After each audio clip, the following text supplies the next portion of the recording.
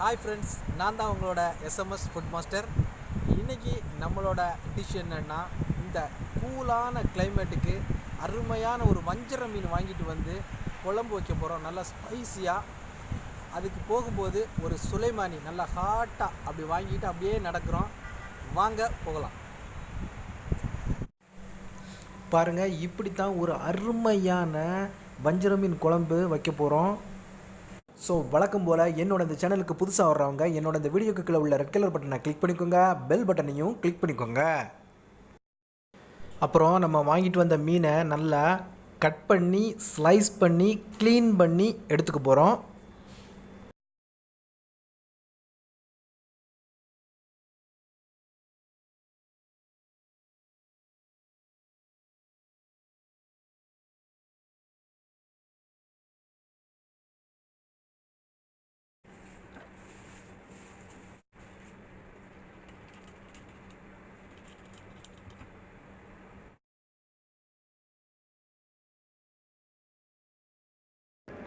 ரெண்டு பல்லாரி, 3 தக்காளி, கொஞ்சமாக கறிவேப்பிலை, ஒரு 4 பச்சை மிளகா, அவ்வளோதான். சட்டி சூடானதும் ஒரு 4 டீஸ்பூன் எண்ணெய் ஊற்றி ஒரு 1/4 டீஸ்பூன் கடுகு உளுந்த பருப்பு போட்டுக்கிட வேண்டியதான். கடுகு கொஞ்சம் பொரிஞ்சதும் நறுக்கி வச்சுருந்த வெங்காயத்தை எல்லாத்தையும் சேர்த்துக்கலாம். ஸ்டவ்வை மீடியம் ஃப்ளேமில் வச்சுக்கோங்க. கறிவேப்பிலை, வெங்காயத்தை நல்லா வதக்கிக்கலாம். வெங்காயம் வதங்கிட்டு இருக்கும்போது ஒரு டீஸ்பூன் வெந்தயம் சேர்த்துக்கலாம். வெங்காயம் நல்லா வதங்கிட்டு இருக்கும்போதே முதல்ல வெந்தயம் சேர்க்கக்கூடாது, சேர்த்தா கரிஞ்சிடும். அப்புறம் நறுக்கி வச்சுருக்கிற பச்சை மிளகாயை சேர்த்துக்கலாம். அதோட இப்போ வெங்காயம் பச்சை மிளகாய் எல்லாம் இந்த அளவுக்கு வதங்கிட்டு இருக்கும்போதே 1/4 டீஸ்பூன் மஞ்சள் தூள் சேர்த்துக்கிறேன். அப்புறம் வெங்காயம் சீக்கிரம் வதங்கிறதுக்காக ஒரு 1/4 டீஸ்பூன் உப்பு சேர்த்துக்கிறேன்.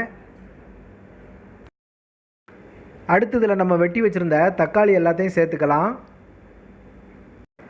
தக்காளி எல்லாம் சேர்த்து இந்த அளவுக்கு ஓரளவுக்கு மசிகிற மாதிரி நம்ம ரெடி பண்ணிக்கணும்.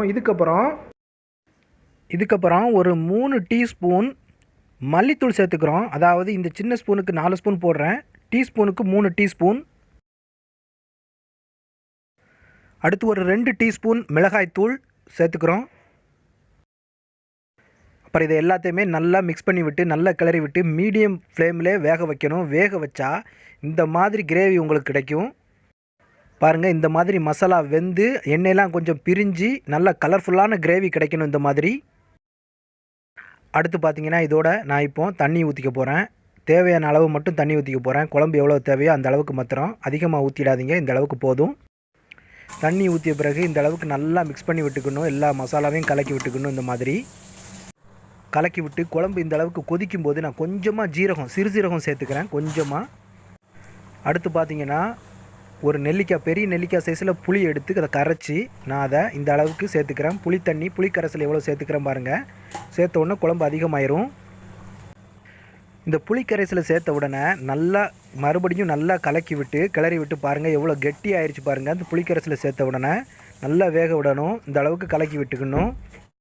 இப்போ பார்த்திங்கன்னா இந்த குழம்பு நல்லா கொதிக்க ஆரம்பிச்சிருச்சு. மீன் நம்ம வெட்டி வச்சுருந்த மீன் எல்லாத்தையும் உள்ளே இறக்கிக்கலாம். ஒன்று ஒன்றா கரெக்டாக அந்த இடத்துல விட்டுக்கலாம். குழம்புல இந்த மீன் எல்லாத்தையுமே இடைவெளி விட்டு நம்ம பொறுமையாக இடைவெளி விட்டு நம்ம போட்டுக்கணும், சேர்த்துக்கணும். மொத்தமாக அள்ளி போடக்கூடாது. நம்ம இடைவெளி விட்டு சேர்த்துக்கணும். அப்போ தான் வேகும்போது வெந்து வரும்போது உடையாமல் கரெக்டாக தனித்தனியாக நம்ம எடுக்கலாம். பாருங்கள். அடுத்து இந்த மீன் முங்குற அளவுக்கு லைட்டாக ஷேக் பண்ணி விட்டுக்கலாம். மீன் முங்கணும்.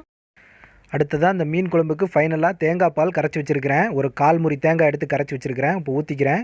மீன் வந்து ஓரளவுக்கு வெந்ததுக்கு அப்புறம் தான் இந்த தேங்காய் பால் ஊற்றணும். ஊற்றி கொதிக்க விடணும் கொஞ்சமாக. பாருங்கள், அடுப்பு ஆஃப் பண்ணிக்கலாம். செம்மையாக இருக்குது. ரொம்ப கரண்டி போட்டால் மீன் உடஞ்சிரும். சூப்பராக இருக்குது. செம்ம கலர்ஃபுல்லாக ரெடி ஆயிடுச்சு. கம கமன்னு இருக்குது. இது போல் நீங்களும் உங்கள் வீட்டில் செஞ்சு சாப்பிட்டு பாருங்கள். என்னோட இந்த வீடியோ உங்களுக்கு பிடிச்சிருந்துச்சுன்னா லைக் பண்ணுங்கள், கமெண்ட் பண்ணுங்கள், உங்கள் ஃப்ரெண்ட்ஸுக்கும் ஷேர் பண்ணுங்கள். மறக்காமல் சப்ஸ்கிரைப் பண்ணுங்கள்.